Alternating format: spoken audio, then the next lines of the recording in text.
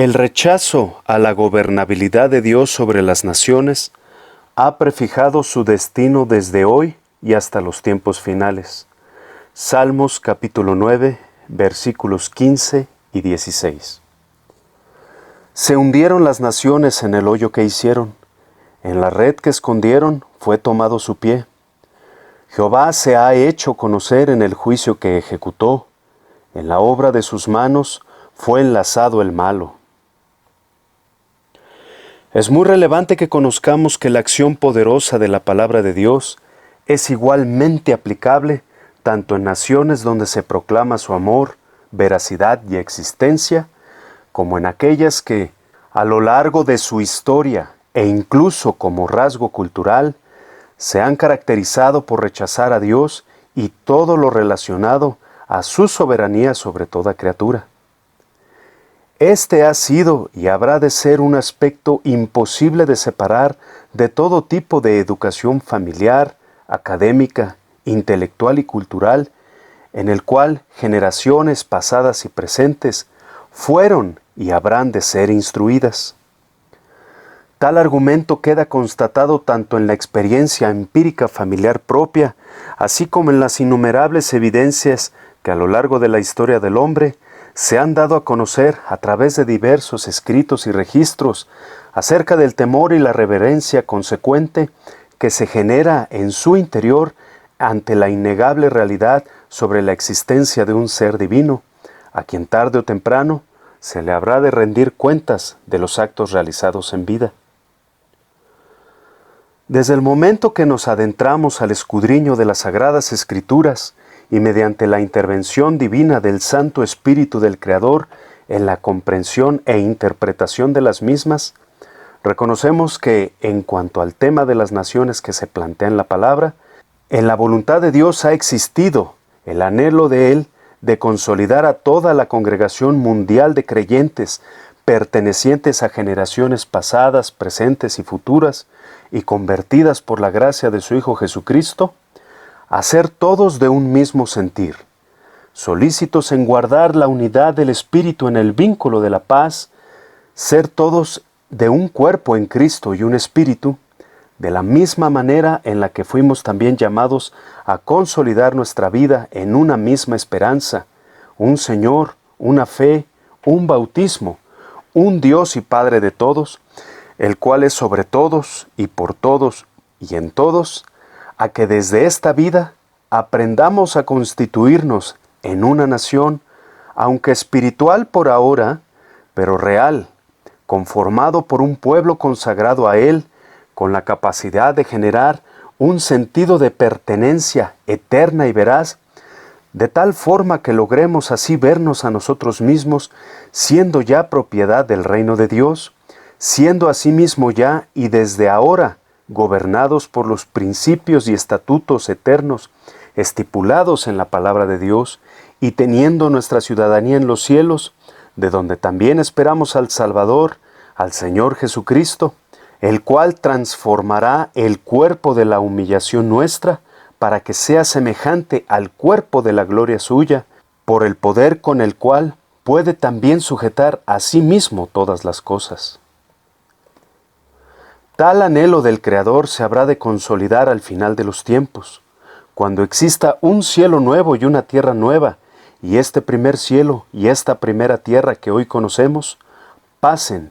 y el mar ya no exista más, y la santa ciudad, la nueva Jerusalén, descienda del cielo dispuesta como una esposa ataviada para su marido, y Dios mismo esté con nosotros por toda la eternidad,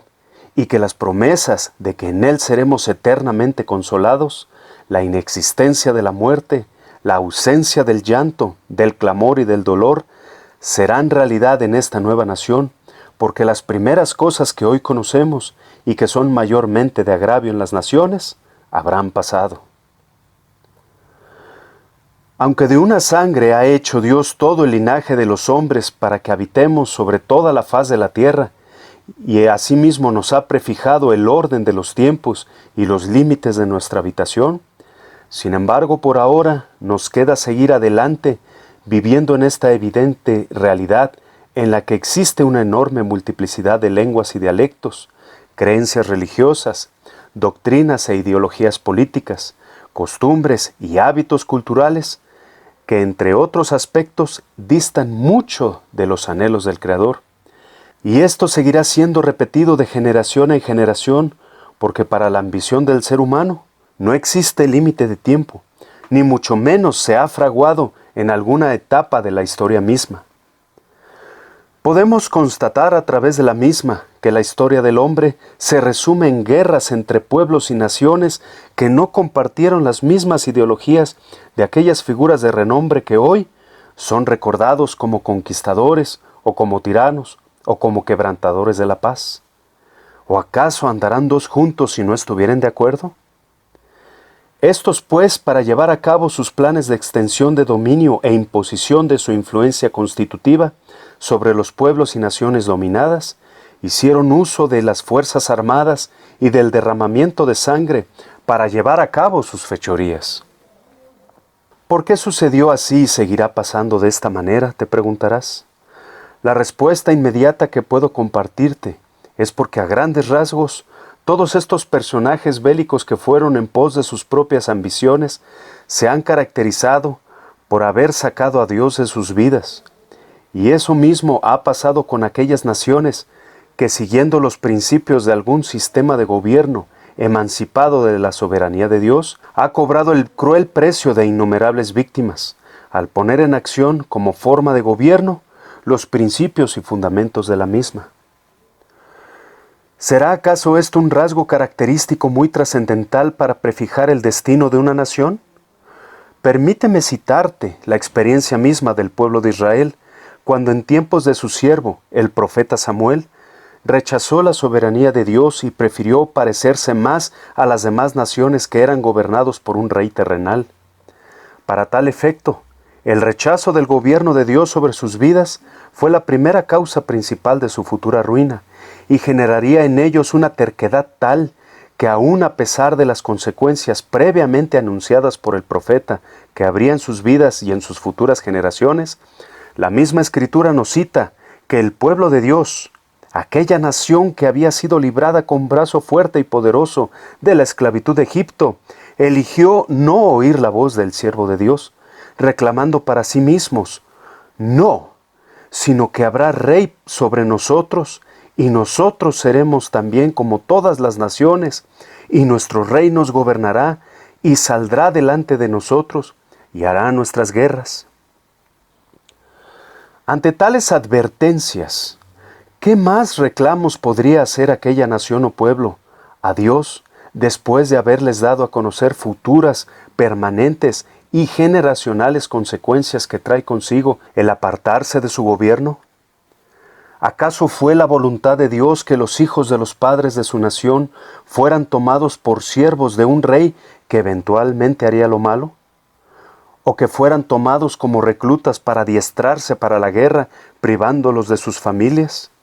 ¿O que sus hijas fueran tomadas para servidumbre y provecho propios de éstos? ¿O que fueran trabajadores de la tierra de éstos y que no fueran partícipes de las cosechas? ¿Fue acaso la voluntad de Dios que estos reyes se quedaran con lo mejor de ellos para hacer sus obras? Y por si fuera poco, ¿Dios acaso se complace de ignorar el clamor de su pueblo para no oír sus súplicas? La respuesta es evidente, pero hay un principio muy fundamental y trascendental en este asunto. Rechazar el gobierno de Dios en nuestras vidas como individuos y como nación seguirá atrayendo las mismas consecuencias pasadas a tiempos actuales. No obstante, y para consuelo propio y del buen conocedor de la palabra de Dios, le ha de bastar con saber y creer que este dominio carente de la influencia de Dios, que ha sido parte de la gobernabilidad de las naciones, no perdurará por siempre. No por siempre imperará la corrupción, ni el adiestramiento bélico para hacer frente a naciones enemigas, ni durarán por siempre las fronteras que por hoy nos separan en países independientes. Porque, aunque Dios ha traído diversos tipos de juicio para hacer entender a las naciones el camino por el cual habrán de orientarse, también ha traído esperanza para aquellos individuos y naciones que han reconocido la necesidad del gobierno de Dios para sí mismos. Porque misericordioso es nuestro Dios y clemente, tardo para la ira y grande en misericordia, y que se duele del castigo. Mas esto es una realidad que no habrá de acontecerle a todas las naciones. Llegarán al final de los tiempos corriendo de aquí para allá, tratando inútilmente de suplir la necesidad de la gobernabilidad de Dios.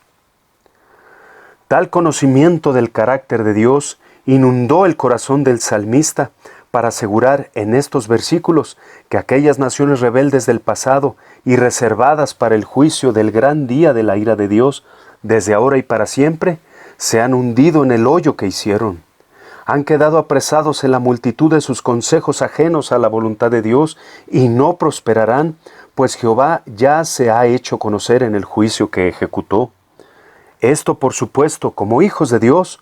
no debe alarmarnos. Por el contrario, debe ser una enseñanza constante y perdurable para que nuestra nación no forme parte de estos juicios. Nunca, escúchalo bien, nunca serán vanas las súplicas que hagamos por nuestros gobernantes terrenales, por los reyes y por todos los que están en eminencia, para que vivamos quieta y reposadamente en toda piedad y honestidad, porque esto es bueno y agradable delante de Dios nuestro Salvador, el cual quiere que todos los hombres sean salvos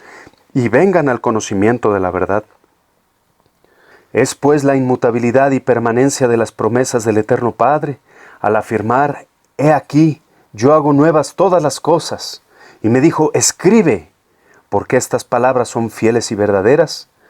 lo que nos debe alentar a seguir adelante en el sendero de la justicia.